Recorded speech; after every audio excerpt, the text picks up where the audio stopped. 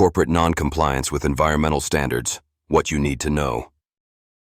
Discover how corporate non-compliance with environmental standards impacts us all, with insight into profit motives and regulatory challenges. Corporate non-compliance with environmental standards, what's really going on? Hey, I've been thinking a lot about something that's been on my mind lately. How companies, especially the big ones, sometimes just don't seem to follow environmental rules. You know, those regulations that are supposed to keep our air clean, our water pure, and our planet safe for everyone. It's wild when you realize just how common corporate non-compliance with environmental standards actually is.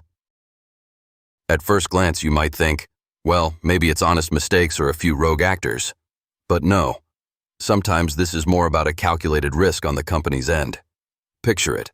A corporation weighs the cost of actually doing the right thing against the cost of fines or legal troubles if they don't. Often it's cheaper in the short term to just cut corners. Pollution spills, hazardous waste dumped improperly, they might just accept the consequences as part of doing business. And here's another layer.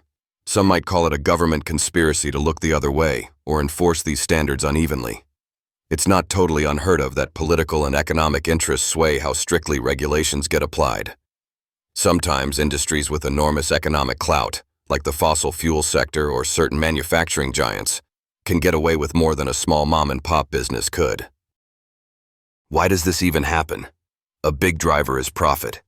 I mean, we all know about pharmaceutical profits and how that industry plays its cards, but manufacturing, energy, and agriculture sectors chase their own kind of bottom lines, with sometimes the environment as the unfortunate casualty.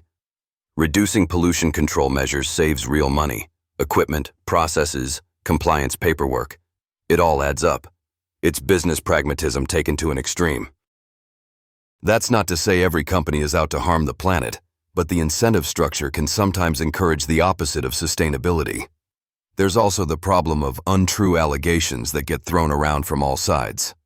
Companies will sometimes paint themselves as victims of unfair accusations or overblown scandals to maintain public trust and protect their brands.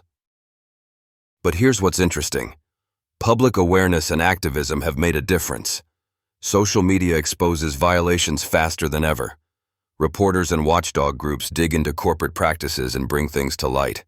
Consumer pressure has pushed many companies to adopt greener policies just to keep customers.